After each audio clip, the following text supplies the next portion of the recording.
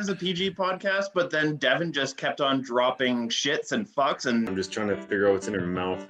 I just want to see him interview Francesco Aquilini. No, he's a good human being, is what he would say about himself. I'm sure. Who's hosting this thing? Take charge, Kevin, would you? Jesus. First time we ever met those guys. That was the major drunken pub argument. I think you guys are the worst. I'm gonna have to probably watch some Canucks hockey, unfortunately. Just making friends left, right, and center, and probably some enemies as well. Tell him to shut up. He needs to hear that every once in a while. Off to a good start. All right.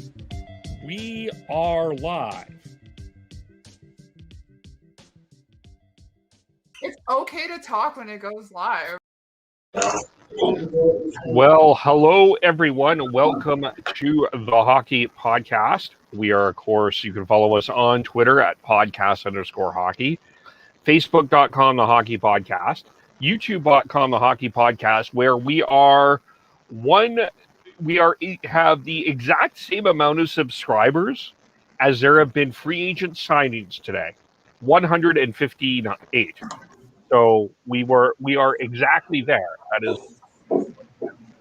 something.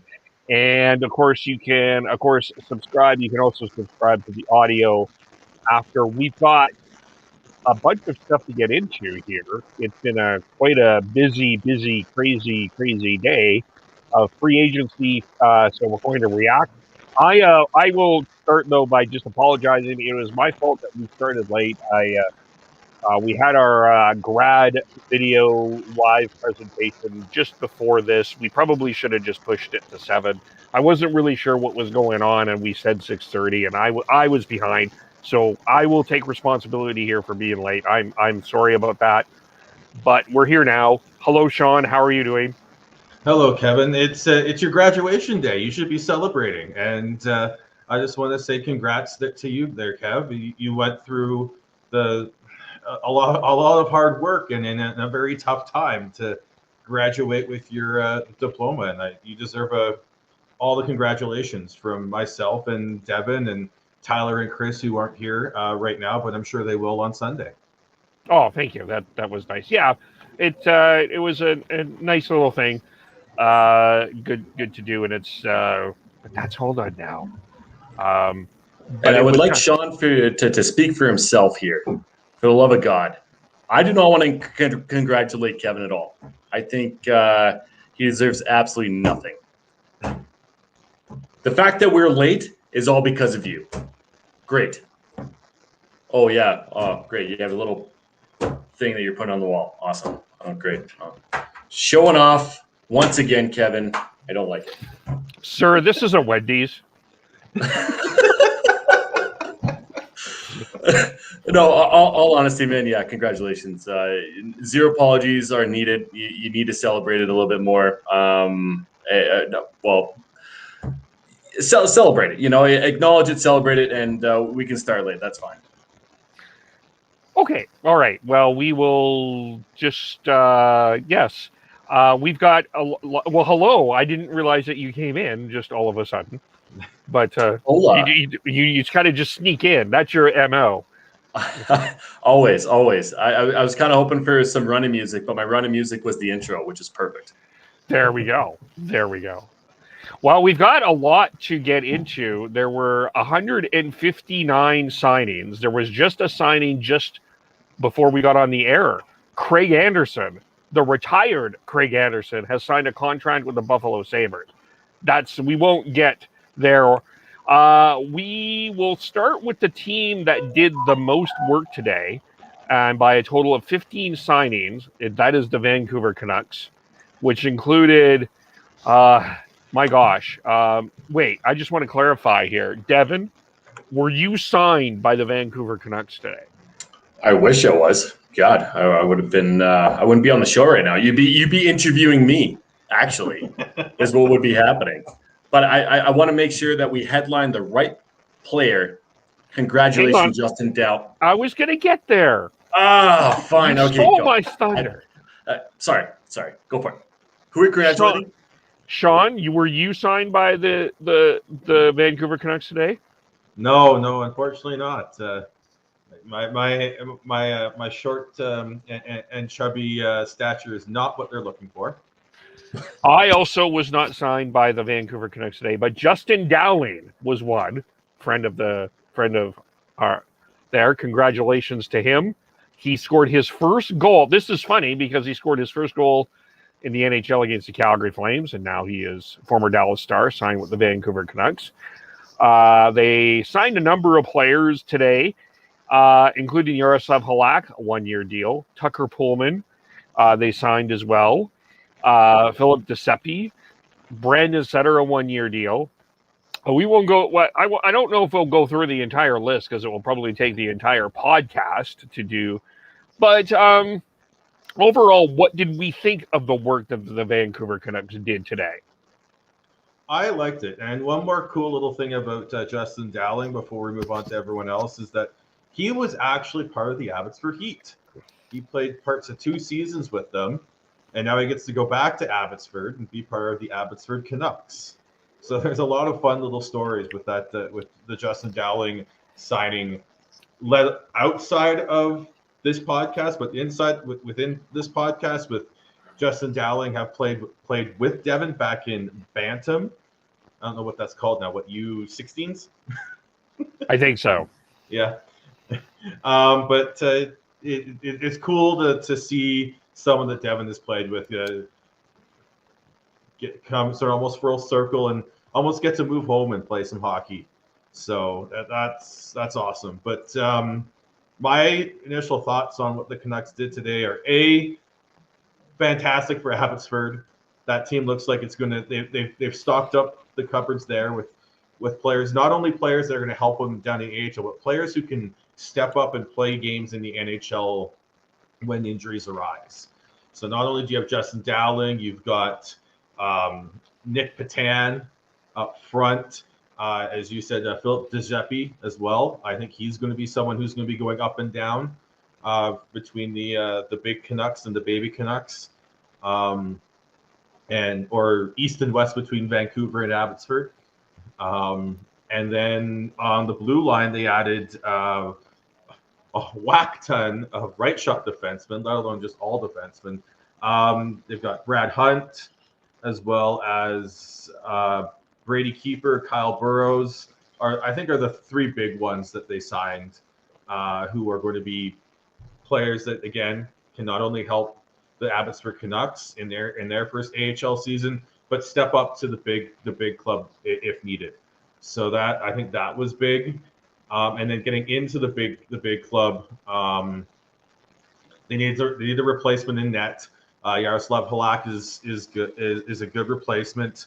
1.5 mil cap hit right now, but he's got bonuses that can get him up to 3 mil, and they're pretty reachable bonuses, at least for the 10 games played, and better than a 905 save percentage. So it could get up to as much as 3 mil for the cap hit later on. But I still like that signing. I think you need to make sure you've got a good backup and a veteran backup for Demko in basically what will be his first full season as a starter in the NHL. And then they needed to do something on the blue line, and they did it. They kept Travis Hominick, signed him for a 2-year deal at 3 mil cap hit, and then brought in Tucker Poolman for a 4-year deal at $2.5 million. Now, with that one, I think actually both of them are a bit of an overpayment, but not that big. I saw as soon as both those signings come through, you had the usual suspects acting as if it's like the worst signing in the world, but it's not. Like they're good, solid defensive defensemen, and when you look at the makeup of the Canucks blue line now, they're very strong with puck movers on the left side with Quinn Hughes, Oliver Ekman-Larsson, and potentially Jack Rathbone on that third pair.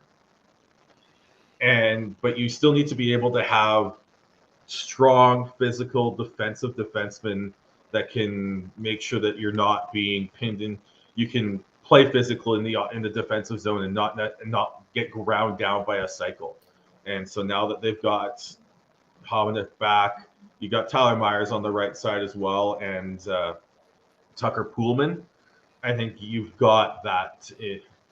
You've got that nice balance, in my opinion, and looks like they've got a bit of a Tampa Bay Lightning sort of framework for that blue line, where you have your left side is full of good puck movers, and then the right side's more sort of steadying defensive defensemen who can handle more of a physical load. That's quite a comparison there. Yeah, you're comparing the Stanley Cup champs to your hold team. Hold on. It's like no. You had your chance. Hold on. I'm not saying that to be bad. I'm just saying that they are going. It's the framework. That's the framework. The idea behind it. I'm not saying it's going to work out. I'm just saying that's the idea. He's saying it's the style. I'm not actually comparing them to them. I'm just saying that's the framework. And this is the joke that I'm trying to make right now. And he took it personally. If you let me finish, you understand that I'm just ribbing you, dude. That's it. Okay, we all need a hug, I think. God. Oh, man. Yeah. So, yes, that was my joke that you were comparing the two. But obviously, yes, I understand what you're saying. Having good depth with down the lineup within your tweeners, if you will, between Abbotsford and Vancouver, I think is fantastic. Obviously, Justin Dowling is close to home for me, so happy to see him get a contract, let alone contract on the north side of the border, coming back home to Canada. I think he's going to have a fantastic time playing for the Canucks organization. Deshepi, that's a really good signing there. Not a lot of risk. He was a good depth forward for New York when he was playing there. Going down the lineup here, Travis Hamonic is probably a little bit of an overpay, but anytime you sign kind of a well-known commodity like a Travis Hamonic, you are going to overpay, or you're going to overpay in salary, or you're going to overpay within the term. And I think it's pretty on par, maybe just a hair over what you would want to be signing him for. But you know what? That's a good one. My big one is Tucker Poolman. I'm not a big fan of him. I think that maybe a 2-year at $3 million would have been good. But obviously he's looking for some security, and it's not a bad signing. Don't get me wrong. He's still a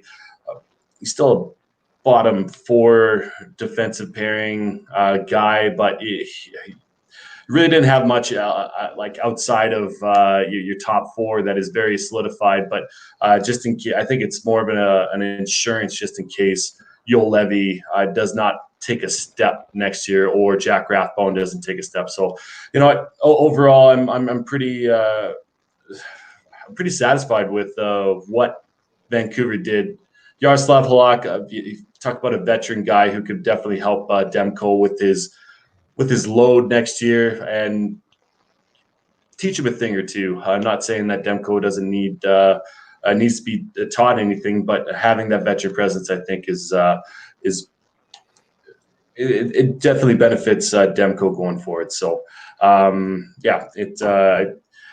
Jim Benning, you did a decent job, man. You really did. Good on you, because you've been shit on a bunch for the past few years here. So I think that he's, with the direction that ownership wants to go, it seems like you're doing what you need to do to A, keep your job, and B, to make the team better and make them a contender for the playoffs now. And that's exactly what the Acolytes want. So you know what, you did a good job today, Benning. The one little sneaky signing was Nick Patan. I know he's bounced around a little bit. I still think he's got something to offer, that he'll be one of those guys, I think, that you'll see in both Vancouver and Abbotsford Canucks lineups. I think that was also a shrewd signing as well. I get my thing. I'm not going to sit here. I'm not like Tucker Poolman is not the greatest free agent defenseman signing of all time. And he, you know, and this is the side from the Canucks media side is like, well, you know, let someone else overpay for him or give him that extra deal. You know, I don't know how many teams were involved in that. And I mean, I think one of the things I've been thinking a lot about is how we rate free agent signings for Canadian teams. Because really, I think what Canadian teams ultimately will have to do is a lot of the money ball kind of low ball kind of bunts and little shrewd signings that they have here. Like you or make trades. Like you're not. It's really hard in a lot of ways. It's really hard to sign a bigger name free agent and not feel like you're overpaying, which we will get into here in a little bit with Calgary probably. But with Tucker Poolman, I would imagine, and I believe Calgary was in on Tucker Poolman. I believe Edmonton was in on Tucker Poolman. I have a funny feeling a few other teams were in on Tucker Poolman. And, like, okay, the contract takes him to 32. That's not that old. And I don't, like, I don't know. It's not the best signing in the world, and I do think the Canucks defense I still think does need some work, but you've built some depth, and I think overall that's not something that the Canucks have had overall the last few years. The thing with Poolman is that he's a third pair defenseman. Guess what? He's being paid like a third pair defenseman. $2.5 million per year is not a lot. And I think people, defensive defensemen, get shit on so much, and just people do not understand what makes them work and what makes them good. Unless you're moving the puck out and you get your first check absolutely correct and you move the puck right out, people think you're crap. That's the way I look at defensive defensemen. Not every time. He was also playing with Josh Morrissey a lot of the time on very, very tough minutes. Defensive zone starts upwards of 55%. Like, I think you look at that and you go, okay, if you bring him back, you shelter him a little bit more, I think you'd be able to. I think you can get more than the value of that contract, at least for 2 years, out of it. Like I said, I don't think it's the best signing, but I think it's an okay signing and not one that should be yelled at or screamed at or completely just saying it's the worst thing ever and it's ruined a pretty busy and fun off season that the Canucks have had. There also wasn't that much out there. The Canucks couldn't make a trade. They've already used up a lot of the draft capital and everything to go out and get someone. So, like, Brendan Dillon went for 2 second-round picks to Winnipeg, and you're telling me that, like, going after a younger player who still has some things to learn and can still develop a little bit more at a lower price without giving up assets to get him is horrible. I don't know. I just look at that and go, I looked at what was out there. I lowered my expectations because there wasn't much out there, and the Canucks were. I could tell what the Canucks were going to try and do. They were going to try and they look at their left side. They've got Oliver Ekman-Larsson, who can be a minute munching top 4 defenseman. Quinn Hughes can be a minute munching top 4 defenseman. Jack Rathbone's a rookie, but he's shown that he has some puck moving ability. Tyler Myers can move the puck a little bit, but he's on the right side. They needed to get a couple physical defensemen. And not only did they get Tucker Poolman, they also got Luke Schenn at a really nice deal as well. 2 years at $850K cap hit. What was out there really didn't. None of it really appealed to me. It really made me think, oh, they should go out and get that player, and that's going to make them immediately better. They had to make some gambles, and like I said, I think the Poolman contract is a year too long, but I can understand it. He's also a right shot defenseman. So even if he doesn't quite work out after a couple years, as long as he's not absolutely horrible, you're still going to be able to get an asset for him in a trade. So when you look at that, and you temper your expectations, and it's not a horrible signing, but you're right, it's not a home run. Well, Cody Ceci today signed with the Edmonton Oilers for 4 years, $3.25 million. I think I think if we were doing an Oilers podcast today, we would have to suggest that is a strong overpayment. Brendan Dillon, by the way, at 33 years, he's got 3 more years on his contract, 3.9. So it's hard not to say that Tucker Poolman was not in the going rate of what defensemen were being paid. I mean, David Savard, 4 years, 3.5. It seemed like that was the going rate. I mean, I think my frustration, and when we get into this overpay conversation, is, and maybe this will blend into something that also was a bit of a controversy this week, was involving the Canuck media and sort of playing hockey in Canada.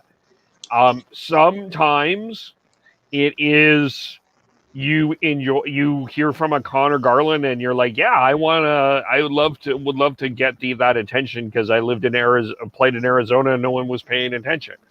Or sometimes you're like Alex Edler and you need to go to LA and get away from it. And for some players, it is not always easy to deal with the scrutiny that you have to deal with. And sometimes, unfortunately, I think that in order to get some of these free agents, I think Canadian teams have to overpay. I think that is the reality of the current free agent system as is. The other problem that you're dealing with here is you've got Nevada, Washington State now, Florida, and a few other places in the states that do not have taxes. So that is just the Canadian teams are at a disadvantage in this situation, so they have to overpay, or else they don't get anybody. Yep, it's that's the reality of it. A lot nicer places down in the States than it is up here in Canada. I mean, other than Vancouver, you're going to get winter everywhere else you go, pretty much, as far as quote unquote Canadian winters go. So it's either that's the quality side of living. On top of that, you do have a bigger microscope up here. Some people love it, some people hate it, and it's whether or not you want to live with that scrutiny day in and day out, or do you want to go to Anaheim, where you can go to the beach, go to work in flip-flops, not be recognized outside of the rink. It's all about your quality of life within that. And yeah, coming to Canada, you don't get it that much. I mean, I love living here, but a lot of people don't. So there's a lot of Ryan Suter, for instance, doesn't want to come to Canada. Just the reality of it all. So it really depends on what you want to do within your short career span of the NHL. And yeah, you are right, Kev. It's a hurdle, but that's the reality of it. Like you look at, I was listening a little bit to Winnipeg today, and they were talking about the fact that they, they don't even get involved in the free agent market. Like they rarely are signing free agents. They're like, hey, you want to move to Winnipeg? Like, how many people are going to say, yeah, that's the dream come true in the winter of Winnipeg, right? So you have to make trades like they did. Like you have there. My point is I think there's that I think we need to sort of start reevaluating how we are looking at Canadian teams signing free agents. And I don't think, like, it's easy for us to sit on a armchair and say, yeah, they overpaid, I would have done something different. but we don't always know what's going on, and that in terms of what players are looking for and what teams are looking for as well. That's all I'm saying. So yes, I think is Tucker Poolman an overpayment? Yes, but I also would counter with the point that they signed 15 free agents today, and I think it's safe to say 14 of them they got good value for. So 14 out of 15, I'm not into math. I just graduated. But that seems pretty good. Is there a mathematician that would disagree? I think for the most part, what the Canucks have done this offseason, it's risky. It's all in for this upcoming season. If the Canucks don't make the playoffs and make a splash in the playoffs, Jim Benning's done. They also have some work going into next offseason as well. That's one of my biggest concerns after today is the amount of term they gave out. And when you've got Jack Rathbone needing a new contract next year, you've got Brock Besser needing a new contract next year, you've got Tyler Mott needing a new contract next year. You have to fight. They're going to have to do some work next offseason to open up a little bit more cap space so that they can at least make sure that they bring back Brock Besser. And that make sure that if Jack Rathbone is what everyone thinks he's going to be, he's going to want a big raise. They're going to have to make sure that they open up cap space for that. But they also have set themselves up with some good depth signings that can maybe cover for a Tyler Mott if he moves on. They can move out some other pieces that can be and move out some other pieces so that they can afford to give the Brock Besser the raise that he deserves. So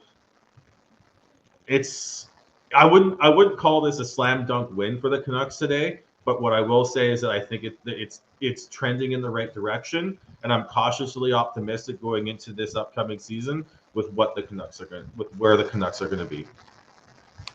This is a season that is just going to put Canucks, Twitter, fans, everything in a pressure cooker. And everything is on this season. Jim Benning, his like Sean said, his job is on the line. It's quite ballsy. It is very, very ballsy. And to put as much tout, as much just the trade of OEL, they could have waited a year. This is the whole thing that I was getting at before on our last podcast, is they could have waited a year. Hope would be off the books. Roussel, Beagle would be off the books, and then you could start clean. But listen, I truly believe Jim Benning is just a puppet for the Aquilinis, and the Aquilinis want to see success this season. I'm right in the middle of being on board with it, and it could work out, or holy shit, if it doesn't, all hell is breaking loose within Canucks Nation. It's going to be a fun year. And listen, the LA one team, we'll get to the Winnipeg Jets here in a second, but I do want to say they're the one team I think significantly did improve, is a lot better, and that's the LA Kings. I thought the LA Kings had a good day today. It's not. I mean, it's not going to be easy getting into the playoffs for the Canucks or the Flames or the Oilers. It's going to be a battle, no question about it. But yeah, I mean. But as Tyler has said, ownership has a mandate, and that's what Benning's expected to do. And I think after all of what happened last year, yeah, I agree. They're going all in to try to get into the playoffs this year. So then, maybe a bit more of an off-season question, but I'm going to ask it anyways. Love it. What will determine this a successful year? Getting into playoffs, getting bounces first round of the playoffs, second round of the playoffs. I think for me, the second round is going to be a nice little gravy area that you'd be okay with. But getting into the playoffs and getting bounced first round is like, I guess I'm answering the question, and I wanted to ask you guys, what is okay in your guys' mind for the Canucks? They have to make the second round of the playoffs. As you said, making the playoffs and getting bounced, not good enough. Not good enough after trading away your second first round pick in a row, after basically, as you said, jumping ahead a year when you could have been a little bit more patient, waiting. Maybe you don't get a Connor Garland, but there were other options out there. But jumping the plan up a year at the cost of the draft capital they gave up in that OEL Connor Garland trade is significant. So if they want it, for me, it has to be second round or farther. I would agree. Second round, I think second round or farther. If they go 7 in the first round, I think maybe that kind of, I wouldn't be angry if they lose them because it's a game 7. But at the same time, yeah, to me, I think if I'm from the Canucks perspective, top 2 in this division and in the second round, I think is not an unreasonable expectation. So then, where's the threshold between Benning losing his job? Is it getting in? Is he safe when he gets in, or is it second round or bust for his job? Second round or bust. Okay. Because you can't. They made it to the second round 2 years ago. They had a very disappointing season this year. They're going to have to make. They're still going to have to go short term with Pettersson and Hughes. Especially after these signings that they've made today. So you have to find a way to start selling success. And if we've learned anything from our friends up north in Edmonton and your other team there in Toronto there, Dev, making the playoffs and losing in the first round is not success. You have to at least win a round. Depends on where you're coming from, though, too, right? Like where okay, say, for instance, an up-and-coming team of, I'm going to say New York Rangers making the playoffs. It's reasonable. The Florida Panthers this past year making the playoffs. That's a success, right? But yeah, I'm with you. Yeah, I think it's second round. Yeah, and I mean one of the other questions in Canuck land, and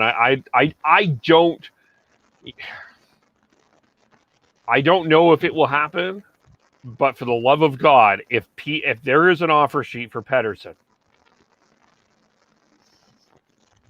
I just cannot imagine Canucks Twitter if that happens. Because you obviously offer sheet is right. I mean the Canucks have to match it, but an offer sheet can handcuff. There's a part of me that's like I'm all for Team Chaos, and I want to start seeing some offer sheets, and let's freaking go here with like some drama. But the other side of it is, it isn't going to handcuff. So I mean, so obviously, I hope they get that all done as quickly as possible. But man, that can create another problem. I'm Team Chaos too. I want to see it, even though. Even though that is for, you guys, it'd be heartbreaking if that does happen. And well, it wouldn't be heartbreaking because it would be matched. It would be heartbreaking if they didn't match. Well, even if you match, though, you're handcuffing the GM to a $7 by $10 million deal. Well, whatever that's going to be, right? For an offer sheet. What Bergevin did last year was a fucking joke. That shouldn't have even been. You mean 2 years ago? What was it? Yeah, 2 years ago with Sebastian Aho. Complete joke. It was a no-brainer. The amount of the smugness, if that's a word, from the GM of Carolina was just like, yeah, okay, well, we'll wait a week. We'll match it. It's fine. If you're going to offer someone, it has to be on a tipping point where you're like, okay, well, we're going to lose 2 first-rounders. We're okay with it because one of either Pettersson or Hughes is that good of a player, and that draft capital you don't really care about. Like the past 2 years, Toronto, they've traded both their first-round picks. Why? Maybe not last year. The year before, because Foligno, he came in on a first-rounder. But you throw it around like fucking candy if you're Pittsburgh or a contender who have those cornerstone pieces of a Letang, Malkin, and Crosby. It doesn't matter because you have it, and that was the same conversation we had with people freaking out about losing all the draft picks for OEL. You already have a good core, a good young core within the Vancouver Canucks. Chuck away those first rounders if you want. It's fine because you're getting a good player back in a Connor Garland and an older veteran player in OEL. But God, it's just as far as offer sheets go, I want to see it. I want to see it, and even if it is one of the teams that I love. I'm Team Chaos. Let's fucking go here, GMs. Let's figure this shit out. It's in the CBA for a fucking reason. Let's exploit it. Let's not have this little handshake. Oh yeah, my GM over here. He's my friend. What you want a friend, or do you want a fucking Stanley Cup? Devin bringing the heat. I mean, they're willing to cap circumvent and give and trade Brent Seabrook's contract. Why not? That's all I'm saying.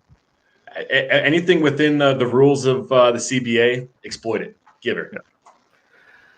Fair. Now let's get to Winnipeg here before we get into Calgary because they got Brendan Dillon. They also acquired Nate Schmidt for a 3rd round pick. He ended up being moved before technically Ryan Suter was signed, but that's. I thought Winnipeg had a pretty shrewd couple of days. I mean, from the Canucks' perspective, yeah, they accumulated the exact pick that they got from the Vegas Golden Knights for the Nate Schmidt deal. But I think if you're a Winnipeg fan, you certainly, I think, and Jean-Guy will comment, I'm sure, but their defense is much better today. Yeah, you can throw out that Dylan DeMello pairing. Yep. Or the Brendan Dillon pairing. Oh wait, it's the same thing, just 2 different ways of doing both their names. I know their blue line is better. Nate Schmidt, I think, is going to be a better defenseman than he showed in Vancouver. Sorry, Dev, but I just think he never got his feet underneath him in Vancouver, and I know there's a lot of Canucks fans who are going to want to boo him for wanting out of Vancouver after 1 year. I don't. It was a weird, fucked up year, and that's the other thing with everything is you have to take last season with a grain of salt for a few teams, and you look at what the Jets have going into next season. They've got a good top 4 on blue line. They've got a top 6 that's really good. They lost a very key depth player in Mason Appleton to the Seattle Kraken, but they still have Adam Lowry and Andrew Kopp to sort of anchor that 3rd line. They need to fill out the rest of the 4th line with some players, but I think they're in a tough division. That Central Division has really had a bit of an arms race.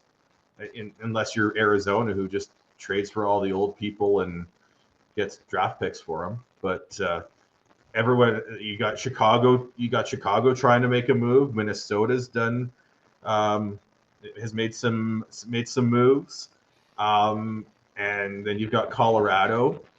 Like, I think it's going to be a tough division, and Nashville's trying to do something. So I think they put themselves in a position to succeed, though, and that should be applauded.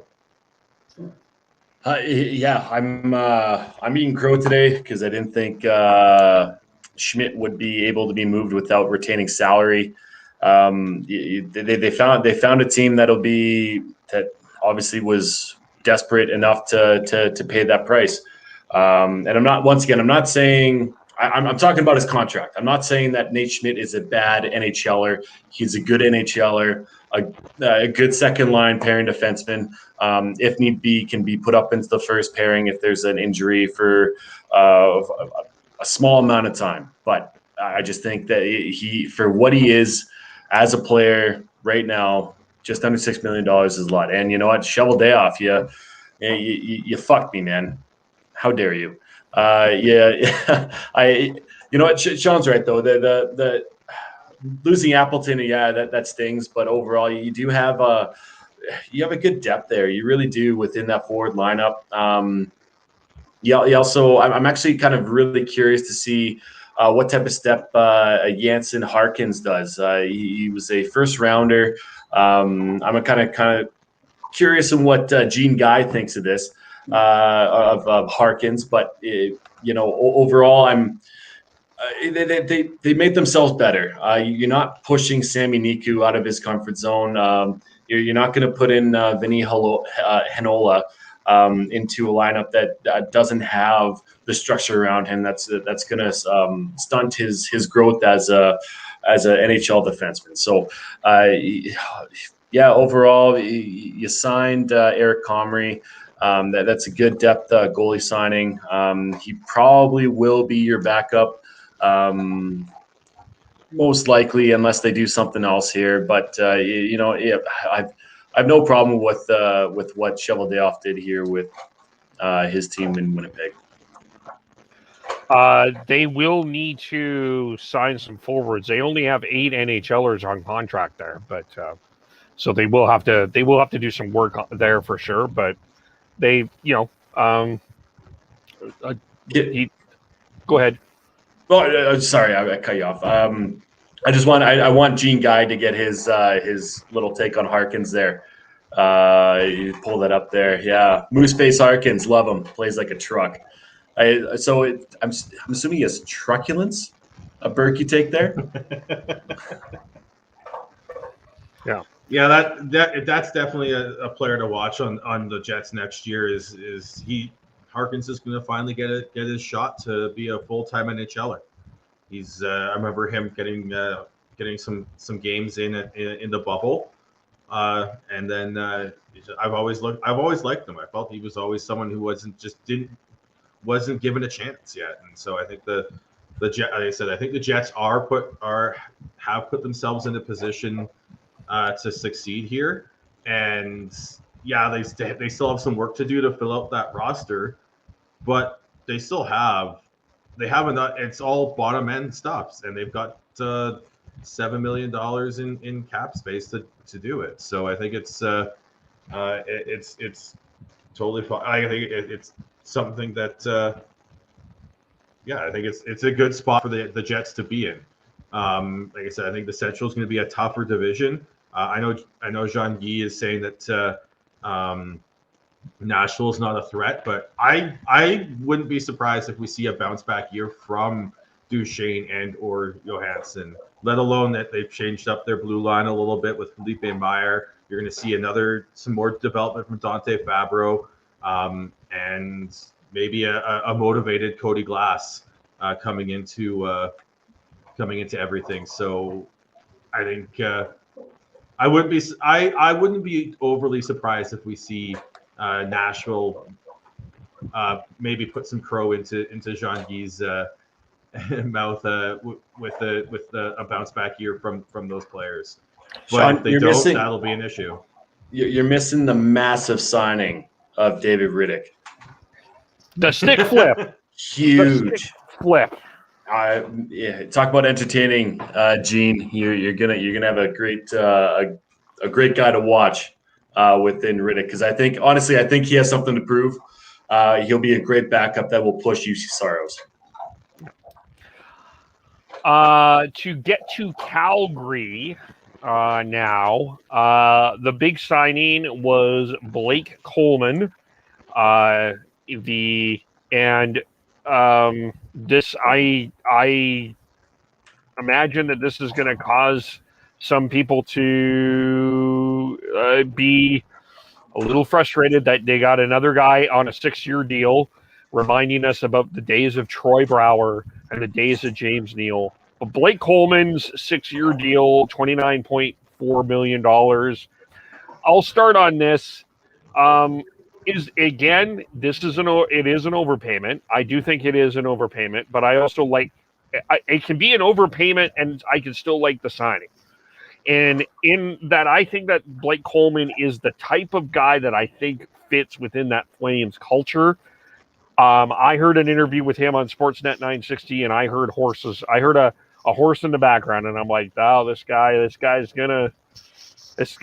exactly what Daryl Sutter's looking for. I just he needs another stable hand to help with the horses up in up at maybe the Sutter Daryl family doesn't farm. know what he's signing him for, but whatever. Maybe that will be part of the buy. Never mind. But I think he's the type of guy that they need. They asked about individual stats, and it was funny what he said. He says, I'm not worried about individual stats. I want the team to win. So I think he's a fine fit. I think if they get 3 good years out of Blake Coleman, I think that I will consider this a win. But is it an overpayment? Yes. But I think for now, and I think the Flames are trying to go in win now mode, I think the signing it's a good signing. I'm not saying it was the best signing of the day, but it was a good signing for the Flames. Once again, you're either going to overpay on term or you're going to overpay on contract per year. It's inevitable, especially with these high-end players. The fact that he's won 2 cups in a row, that doesn't go unnoticed by anybody or any GM. Yeah, it's maybe a year or two too heavy. He doesn't have many miles on him, though. He came into the league at 25, into the NHL, was a full-timer. He does play the rugged style, gets in, the whole, gets pucks in deep, bangs and crashes, but he has the skill to finish as well. If you're going to put him in that top 6, I put a line combination together here. From my perspective, where he fits in is on the second line. Yeah, my first line, I'll go first. My first line first. Lindholm, Gaudreau, Tkachuk, they played very well at the end of the year. Yes, it was after they were out of the playoffs, but I think they're gaining some chemistry there, depending on obviously whether or not there's going to be another trade of a massive proportion, which I think we're kind of waiting for within this core group. So then my second line, I have Monahan and I have Coleman. If you think about it, Sean was blowing his load about Coleman earlier this offseason, how good he is, and I'm ribbing Sean, but he's kind of like a Zach Hyman. If you've watched Toronto, Zach Hyman, he's dirty in the corners, and he's a good puck distributor that is able to find the good players on the ice to help them succeed. And if Monahan is going to stay here, I feel like him on the second line is going to be a good add and a good. Hopefully, they can get some chemistry going. On the left side of that line, I either have Mangiapane or Dubé. I mean, they're not interchangeable. Dubé, he struggled last year, and especially under Sutter, I don't know if he'll get as much responsibility that he got before with Jeff Ward. So we'll see exactly what happens to Dubé this year. But Mange, God, he's so good. I feel like if that's going to be the lineup, I love the grittiness that Coleman brings and Mangiapane, and then hopefully Monahan will be able to thrive within that system with those two. So yeah, it's an overpay. I would like to see him probably around $4 million, not 4.9. My biggest thing that really just I'm going to give credit to Ryan Pike. He showed that Coleman is the 6th most expensive player on the Flames, just above Elias Lindholm, which goes to show that Elias Lindholm is on a fucking steal of a deal as of right now. So as far as Coleman goes, I'm happy to see him here. Like I said, I think that he has a few more miles to give than the average NHL player like a Zach Hyman, which I think he'll probably be worth more in the long run of his contract than Zach Hyman will. So you know what, I'm really happy to see him be a part of the Flames going forward. He's better than Zach Hyman, in my opinion.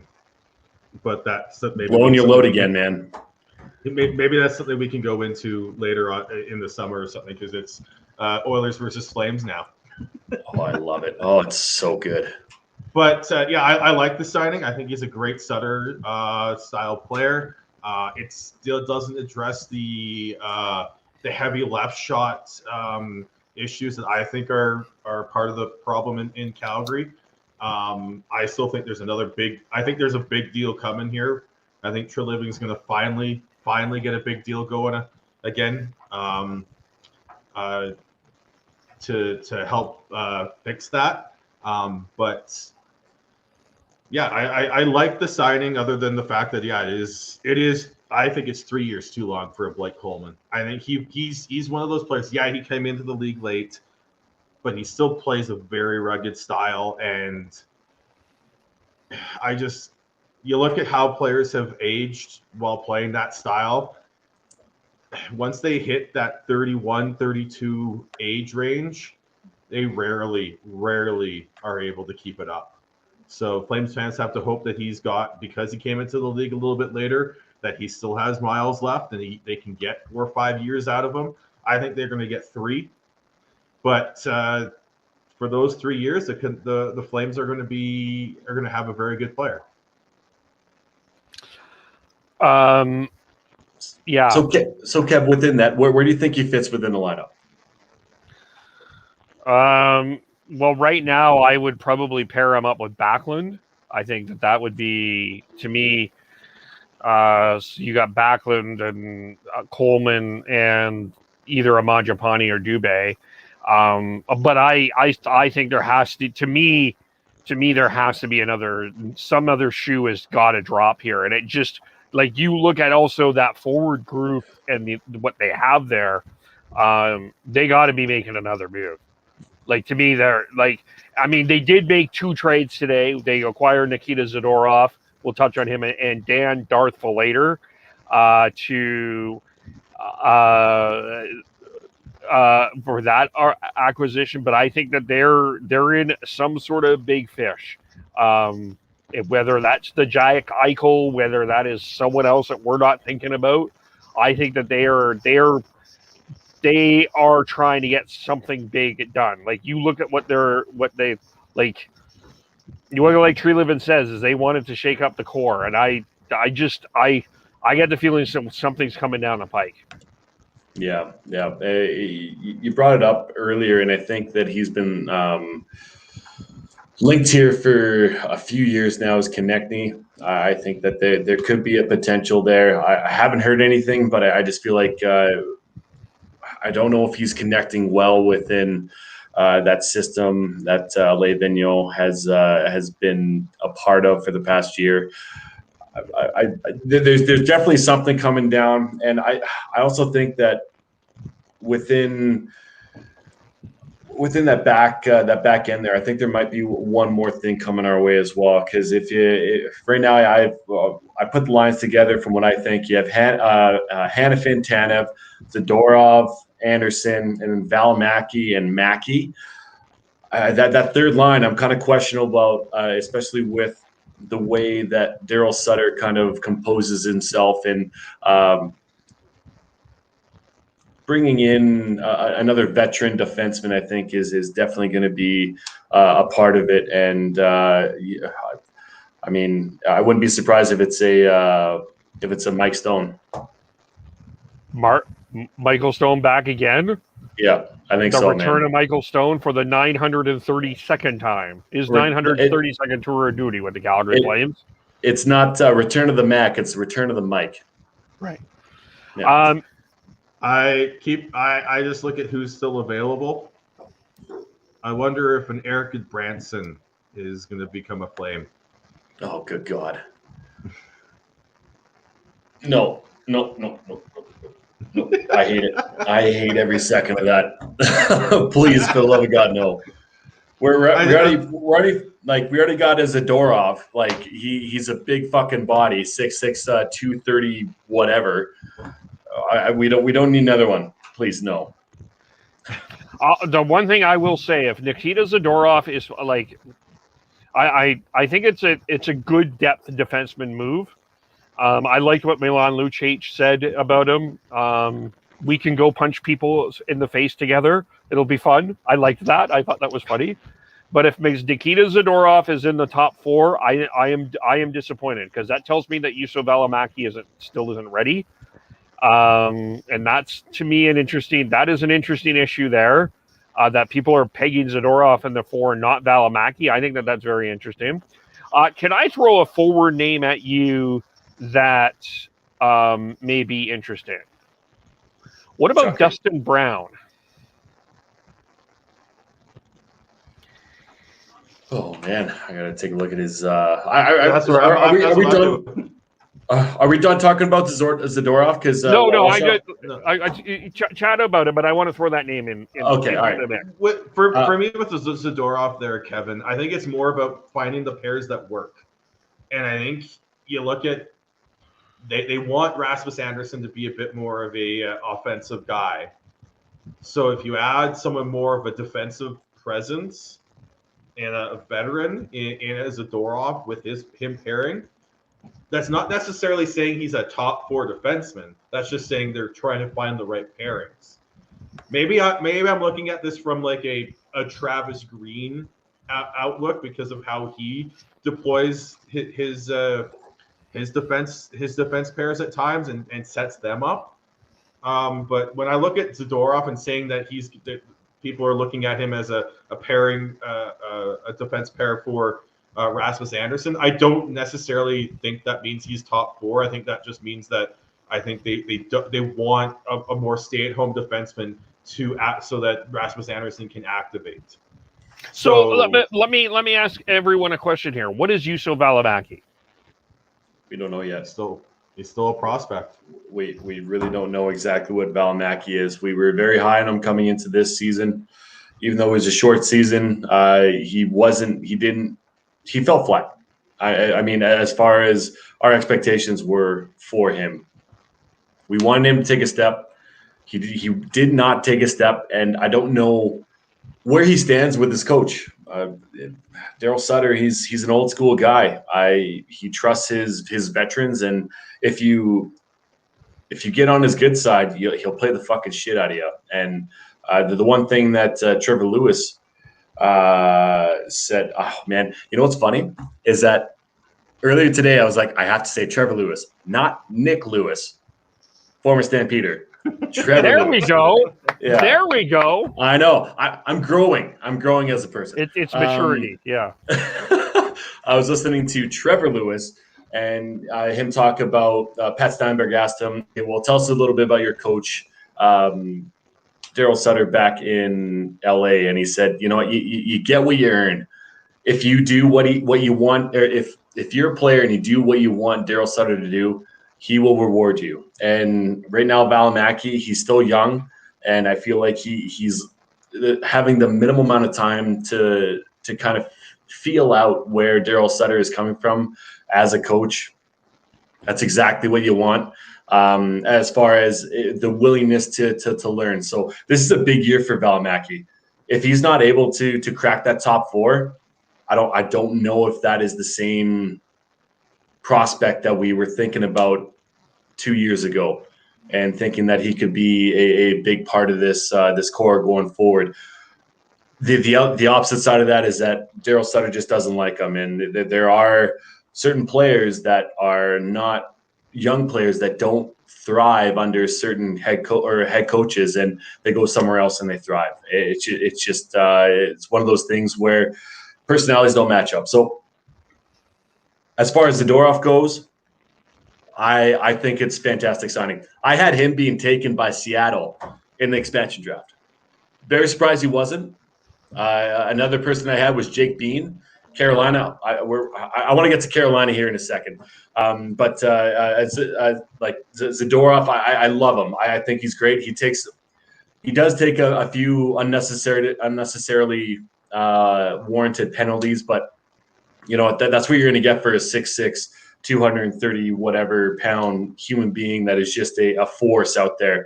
And yeah, Kev, I love that line. We're gonna go punch people's faces together, and it's something that has been missed from the Flames for I think since basically Regeer left, having that ruggedness. And I knew Regeer wasn't as big, but talk about a guy who you did not want to go into a corner with, and that mean mug staring at you, broken nose and all. So I'm happy that Zadorov is a part of the Flames, let alone the acquisition cost. Basically, we traded David Riddick away for a 26-year-old defenseman who is probably going to be damn good. And you really are gonna like him. You are. The one thing I want to just add on to there with Valimaki there, Dev, is this season was his first season coming off that major knee injury. Yep. So usually it takes about a full calendar year with these major knee injuries. So Levo and Valimaki were players that I think Levo started to come on at the end of the year. I think Valimaki is someone I think lost his confidence, especially under Daryl Sutter. So I think you can't throw him in there. You have to build him up again. You have to build Valimaki up again. So that's why bringing in another left shot defenseman who can be a top 4 guy was something I thought that the Flames should have done. Maybe Zadorov isn't quite that. Maybe he's more of a 5. But that still leaves room for Valimaki to step up and become that. So, as Devin said, the acquisition cost for Zadorov isn't onerous, and he brings something that the rest of the defensemen the Flames don't have, and that's that meanness and that physicality.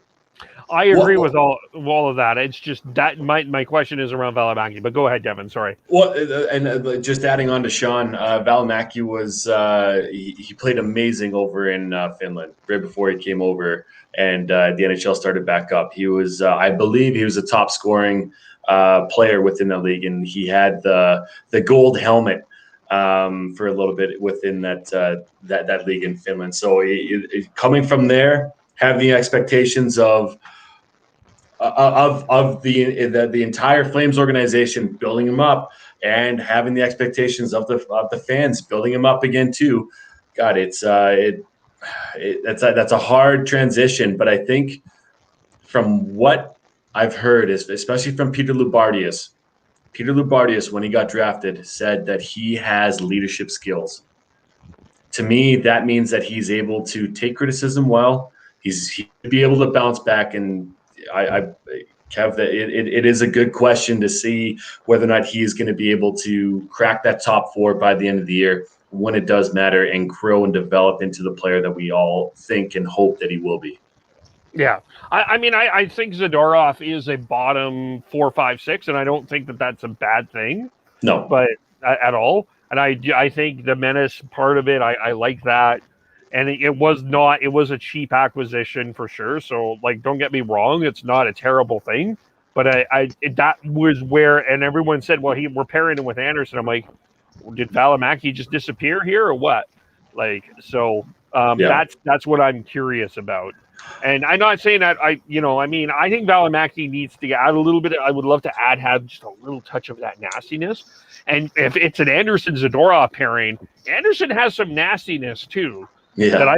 That can be a nasty pairing for the Flames as well. So, but it can be. And within Zadorov, he's an RFA who does have arbitration rights. I believe he cannot get anything more than 3.5, right around there as far as arbitration goes. That's what I heard this morning from the Fan 960 and Ryan Pinder. So to me, that's a fantastic signing if they can do that for, let's say, 3 years or even 2 years to kind of have like a bit of a show me deal, just like a Jake McCabe. So another thing with Jake McCabe, because I in previous podcasts I've talked to you guys about wanting him and thinking that he would be a good fit here within the Flames organization to solidify that top 4. He's coming off major knee surgery as well. So right now, I forget where he signed, but I believe it's a 1-year deal to show me Chicago. And it was a 4-year deal. It was a 4-year deal. I'm completely off my rocker then. It does take time for people to come off knee surgery and play at an elite level, and to be comfortable and confident within that. I'm going to speak about myself for a little bit. I have no MCL, ACL, or meniscus within my left knee. I've been told by doctors before that it takes a full year before you are 90% comfortable with it, and even up to 2 years after that to be trusting it and not second guessing what that knee is going to do for you. So, man, I can't imagine going through that, being an elite athlete and being okay with coming back and expect to be playing at that high level. That's a hard transition. Fair. Yeah, no, I mean, yeah, I think the Flames still have, well, okay, so, I mean, they still need to improve the forward, I think, still need to work there. I still think they need to work on defense. And I don't think Dan Vlader is necessarily the only one that they're going to get after a backup. I still think that they're going to get a veteran backup.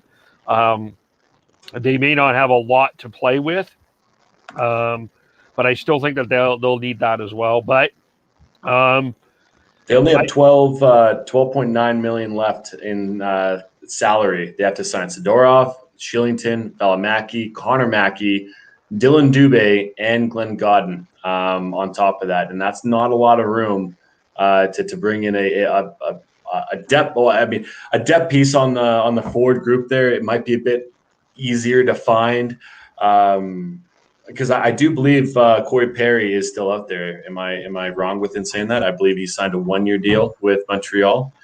Yeah, he's still out there. Yeah, so that could be a depth signing as well.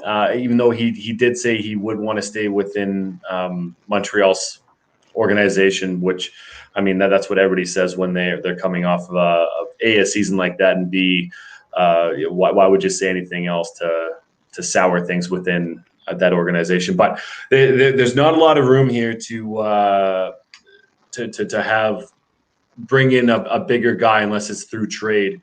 If you're thinking that, so if I'm looking down the lineup here within the organization in the AHL, Adam Jetska, he made a big step last year. I think that he could be potentially within the realm of being looked at. A Pelche, I don't think he's quite there yet. A Zari, he's not there yet. But Matthew Phillips, he got brought up, but I don't think he actually played within the last few games. So overall, he did play. He played a couple of games. He played at the couple of games at the end of the season last year. Played one. Phillips, game. One game. Yeah. Yeah, and he could have potentially played more. One of those things that Daryl Sutter, he plays to win every single game, no matter whether or not he's in the playoff race or not. And that's one of, I think, his downfalls personally, because why not play him? Why not play a young player like that to see what you have within him for the next season? But anyways, see, I didn't have a problem with it. No, only play one game. No, to me, I think what Daryl Sutter needed to do there was to start getting this organization to believe that winning is important. It's a fine balance. If he is not ready to play, I mean, we're seeing him in like. I love this debate because I guess this is where I get a little bit old school here, young men. But you know, like this, I think Daryl Sutter saw a sense of entitlement. Oh, we play the kids to develop them, and Daryl's like, no, they earned the time. We need to start winning, and I think that's what Daryl's trying to instill that. But I'll say, though, even if the Flames get Corey Perry, which I think would be a great signing for the Flames, I think that would be, you know, the lots would hate him, but I mean, still, I think he'd be a good acquisition. I don't think that moves the needle. They have to make a foundational piece trade this offseason. They have to. They do. It's whether or not Gaudreau gets moved out now. His 5-team trade list is submitted. That's a hard one to move. Monahan makes a bit more sense, but what value does he have? He doesn't really have much after the year that he had last year. Talk about his worst year as a pro in the NHL was last year. That's a hard acquisition cost for a perennial 20-25 goal scorer within this league. I don't know if I see a massive trade unless you're trading a Hanifin. And why would you do that within the depth of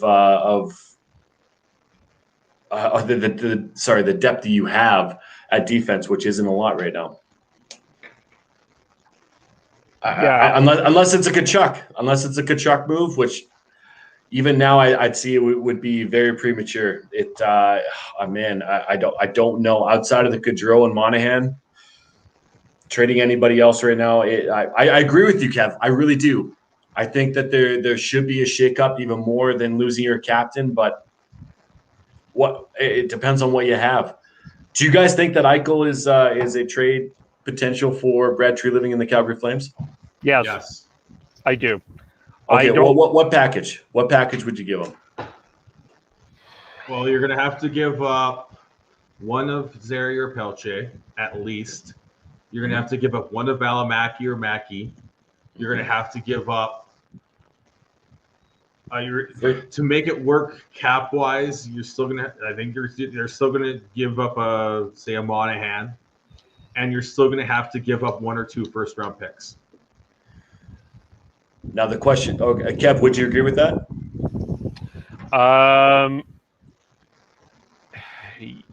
Yeah, I think generally that's probably the target. And I'll be honest, I wouldn't do it. Sean, would you do it?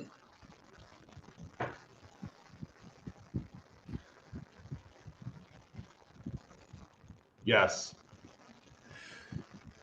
My thing is that if it's 2 first round picks, no. But if it's 1 and you can find a way to make it work that way, I think you say yes.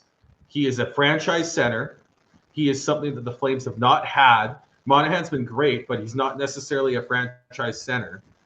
And it's that shakeup you desperately need. It's that shakeup to say, we have not been good enough. We've had good seasons, but it's not been good enough. We've gone out and gotten a superstar for this team. Let's go. So that I would agree with you, only to know that Eichel is healthy. That's my question. I mean, Philadelphia's come out and said that they've asked Buffalo for some sort of inkling or records of his health and how that's progressing, and they were denied of it. Buffalo's keeping it close to the chest, and I think that's part of the reason why it has not been done yet. But I mean, overall, you lose a Valimaki, a first rounder, a Pelche, and maybe a Monahan. I think I would do it too for a very healthy Jack Eichel.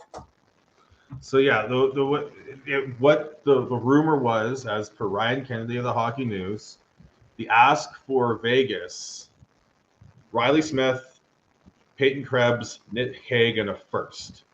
So that would be Monahan, again, one of Zary or Pelche, one of Valimaki or Mackey, and a first. And depending if how high you are on Valimaki, that might be selling high for him, depending on if he's going to be able to take the next step. I take that and run if I'm Treliving. If you can make that deal, yep. You've got your franchise center. You're not giving up Kachuk. You're not giving up Gaudreau. Gaudreau's going to sign pretty quickly after that, knowing that he's got 2 really good centers to play with, no matter what he has there, whether it's Lindholm or Eichel. Again, you're not giving up Lindholm. And you haven't actually taken significant you haven't taken anything significant away from your blue line to do that. Yes, you've given up a good prospect in Pelche or Zary. Yes, you've given up a good young defenseman. Yes, you've given up a first-round pick in what is considered a good draft upcoming. But if you hit and you make the playoffs and, hey, you go on a run, That's a late 20s draft pick. Don't worry about it. Not to mention, if you do get Eichel, Gaudreau signs, Tkachuk is probably not going anywhere. Yep. It's just a question of like he scored over 20 goals. Like I'm not disputing is he a franchise center? Probably. Probably he is. He's a 36 goal scorer. He's put up. Sorry for interrupting you there, Kev. But he put up above point per game or right around point per game rates in the 3 seasons, all seasons except for his rookie year. Yeah, he scored over 20. He scored over 30. It's just a question of me of the health, and a question of me of his. And I want to know a little bit more about the attitude. Also, that's the other thing that I'm a little bit curious about myself. But I'm just wondering if there is a player out there that we are not thinking about. Like everybody is focused on Jack Eichel, and I get it. I totally understand it. That seems to be the most fit because he said, "Yeah, I want out" and all that. Is there someone out there that we're not thinking about that could be a potential fit here? Definitely a good possibility. I just want to touch on that swagger that you're talking about. His Eichel's attitude, it can be detrimental to a certain team. But if you have a Johnny Gaudreau, if you have a Matthew Tkachuk, who are very of the similar ilk of that swagger, and then you bring in a Jack Eichel, there's your team identity. There's the team you fucking hate, period, if you're playing them. Because they will bring that out and they will whip their dick around. They fucking will. And like honestly, can we add that to the new hockey podcast? No. Oh, okay.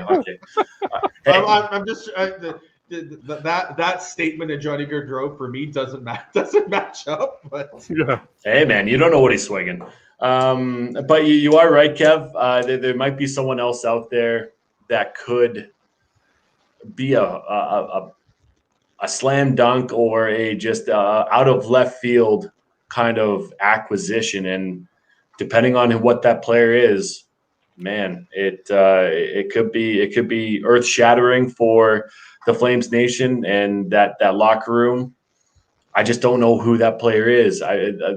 Once again, you brought up Travis Connectny, a top end player out of Philadelphia who could potentially be on his way out.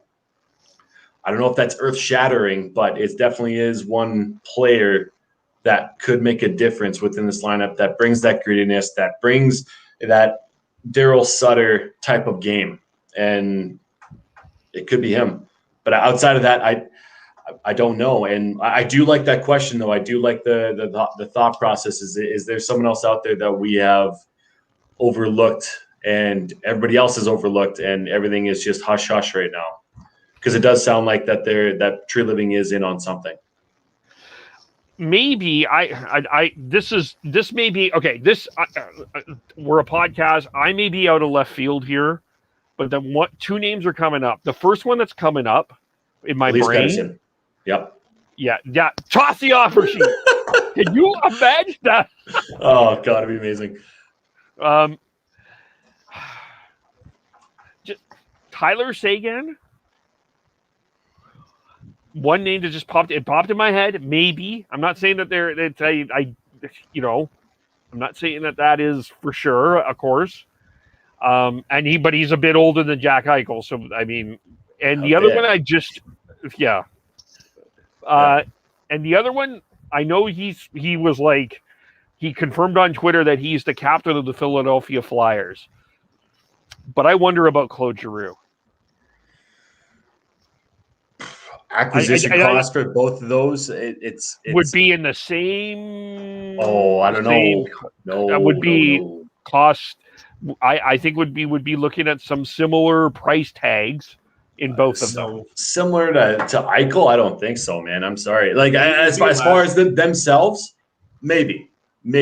Sagan would probably offer a little bit more. The fact that he had an off year last year says a lot as far as acquisition cost in comparison to Giroux. Giroux is, what is he, 35, 36? He's up there in age. See, I don't care about it. I must be me, but I'm like, he's 105. He's 33. He's either Ken Holland and Edmonton Oilers up there. I don't care about the age. It's fine. But Mike Smith has played for the rest of the century. Okay, he's gone. We don't need a goalie. We've got Mike Smith forever. Tyler Sagan. When he dies, we're going to clone him. Tyler Sagan. I don't mind that thought process there. I really don't. I don't know. Sean, do you have his numbers up there for Sagan?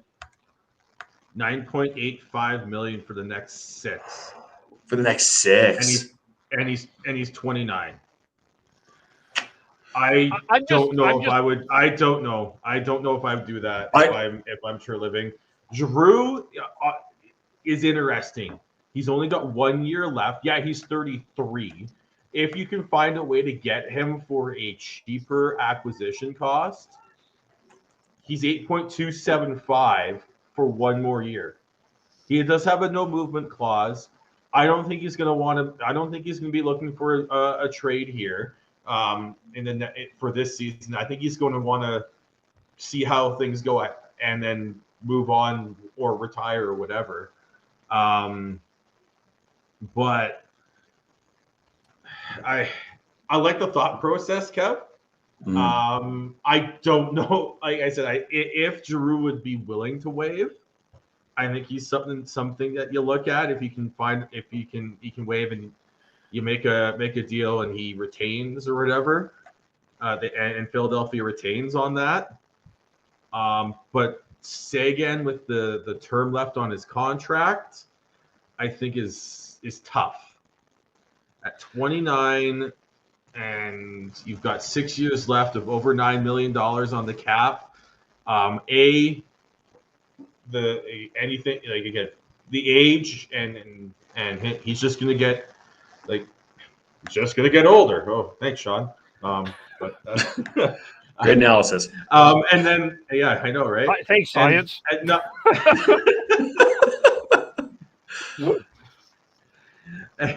I've lost my train of thought. But I don't know if that's the right way to go. Connectny makes sense. He's 24. Eichel makes sense because then you're building your next core. The other thing with Sagan is we don't know exactly what you're going to get with him. And at 9.85, that's you're no matter if it's Eichel or Sagan, you're basically setting the bar for what Gaudreau's next contract could be, what Tkachuk's next contract could be. Because they're like, oh, well, you acquired this guy and you're willing to pay him this much? Guess what? I'm worth that too. Sorry, Devin. I can quickly say that where I'm coming from here. It just feels to me like with the Eichel trade talks, overall, when I look at what the league is doing here, they're not moving. Like, it is quiet. And I would have thought this could be solved quicker, and maybe it's just everyone's taking their time. I don't know, and there was other things, but it just feels to me like some general manager out there has got to be thinking there's got to be another guy that we can look at. That's all I'm saying. Like I can't be sitting here and thinking that 32 general managers are looking at one franchise guy as Jack Eichel and saying that's the only franchise. Like, there's got to be another one that someone is thinking about and we're not thinking about. That's where I'm coming from.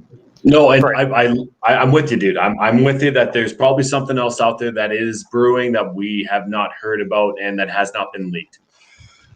I would love Connectny. You have the cost certainty of the next 4 years at 5.5. That I think that his potential and what he has brought to that Flyers organization, he struggled a little bit and he's been up and down the lineup. Vigneault has not been as confident with him as everybody else has been. But I back to your original point, man. I love it. I think that it is a valid statement, and that there is something, or could be something else out there that no one else has thought about. Talk about the Dion Phaneuf trade, man. I remember listening to a podcast. I don't remember which one it was. It wasn't ours. We weren't on yet. But they were talking about how Phaneuf, if they knew that Phaneuf was available, they would offered Daryl Sutter a shit ton more than what he got from Fletcher. That always happens. That's what I'm thinking about. Like that's there's something. All right, so two names that I just thought of. There's been talk that Ryan Strome out of the Rangers is available. Right shot center.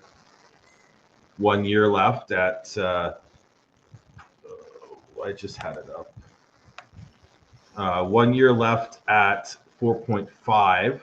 And is he an RFA? Oh, UFA. Patrick Laine. Oh, if he doesn't fit with Tortorella, how is he going to fit with Daryl Sutter? And what are you getting? I'm looking at right shot players who could be able to slide into a top 6 role on the Flames. I'm not sure that there's a fit with Laine, especially at 7.5, and then you still have to qualify him and get him signed to a longer term deal. But if it's not Eichel, if they aren't going to find it gets slim pretty quick, honestly, in terms of who's available or potentially available. It's crazy to think that Laine has ARB rights after this year, after he just signed a qualifying offer at 7.5. Yeah, it feels like he's been in the league for fucking ever, and he still has ARB rights. I don't know. That kind of blew my mind. But you are right, Sean. If Treliving is going to be looking for a right shot player that you've been clamoring about for the Flames, and making it very clear that they are missing that, which they are. There's not much else out there. There really isn't. Ryan Strome isn't an earth-shattering acquisition. I like a Monahan plus a third, plus a second, maybe. I don't even know if I would throw Monahan in the deal. Well, for Strome, there's got to be. He had a good year last year. He really did. And the other thing with Laine, he had a shit year, but it was still on a 21 goal pace, which is a shit year for him. It is. It's just what the inconsistency is what you're questioning. All right. What was it? 3 years ago? 3 years ago, he had that like, what was it, 15 goal November? What the hell was that? Was it 20 years ago? Yeah. Yeah, it was fucking crazy. And then he was silent the entire rest of the year. So, man, great conversation. But we should probably move on, considering we have a lot to talk about still. Okay.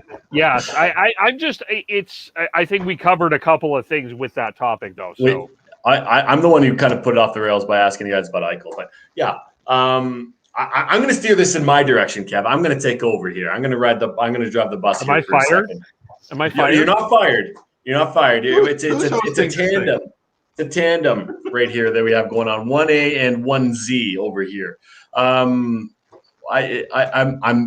over the moon happy with the Toronto Maple Leafs signing Petr Mrazek for, 3 years? I have it right here. 3 years. Mrazek. There it is. Beautiful. I can't even find it on my fucking sheet. Unbelievable. I think it's fantastic. 1A, 1B combo between Jack Campbell and himself. Phenomenal. The only thing is that he's going to have to stay healthy. He had a hard time staying healthy last year, but he did show that when he was healthy, he definitely is a 1A, if not a 1B combo. And I believe Jack Campbell being unproven within carrying a load. Yes, he set a record in Toronto Maple Leafs history, if not the NHL history or whatever the hell it was, that Toronto media just wanted to blow their load over, and just so happy that he was able to do that as well as he did within those 10, 12 games. Coming back from injury, he definitely showed himself, but he's not proven to be sustaining of that. And bringing in a goaltender like a Petr Mrazek to help him within that goalie tandem, I think is amazing, especially at that price and for that term. So I want to just give a little applaud for Dubas and Brendan Shanahan over there with Toronto. Okay, now I'm taking over because now I have a question. Beautiful. Where are you with Darcy Kemper? As far as like what he got or to be in Colorado as a goalie, as a person. The Leafs are in on Kemper. Kemper's been traded, Kevin. Kemper's been traded, yeah. What? When? Later on, he got traded to Colorado for Connor Timmins, a first, and a conditional Oh, I missed that. That acquisition for losing Grubauer, Joe Sakic. What in the fuck are you doing? I'm sorry. Losing Grubauer at that acquisition cost for Darcy Kemper, that is absolutely ridiculous. How could you let him walk? Kemper got what, 5 by 5.9? Grubauer got 4.9 by 5, yeah. No, 6. Grubauer got 6 by 5.9. And yeah, how could you not give that to him? Give that to him. Keep your first rounder. Keep Connor Timmins. Like what are you thinking? I'm sorry. That's a massive miss as we've been just salivating on how he handled the Matt Duchene trade. I think this is poor management by Joe Sakic and the Colorado Avalanche. I don't think they've had a really good off season, but we've completely ignored the Leafs, by the way. But I think Colorado's had the second worst off season, maybe third, because I think the Oilers have not had a good off season, and I don't know what the Kraken are doing. But anyway, let's get back to the Leafs. Here, you're happy about Mrazek. How many games will Michael Hutchinson play next season when both Jack Campbell and Petr Mrazek are injured? Because both Stop it. had issues. No, not at all. The answer is no. I'm not answering. That honestly, that is my only issue with that signing is the fact that both Jack Campbell and Petr Mrazek over the past couple of years have really struggled to stay healthy. Yeah, I know. If they are healthy, that's a really good 1-2 punch in net. So if they are able to stay healthy, the Leafs are set in net. Yeah. Yep. Yeah. And, there's still some goalies out there that you can get in trade or even depth. So so that's not bad. My issue is losing Nick Foligno. You're tossing. You said earlier tossing first round picks by candy, even if they're late. I still think you got to build something through this draft, and I think I just don't think that Nick Foligno trade turned out to be a win. Well, it definitely didn't. But did you not have to go for it if you're the Leafs? Once again, think about where they were at that point. It's the whole thing that you want to trade Gio at the trade deadline for something, but they were still in the race. Toronto was the front runner coming out of the North. They were one win away from beating the Montreal Canadiens. If like the what ifs that are happening within that are massive. I do agree with you that throwing in if you're a contending team, Kev, those are whether or not you want to grow within the draft. You already have that core set for the next 5 years.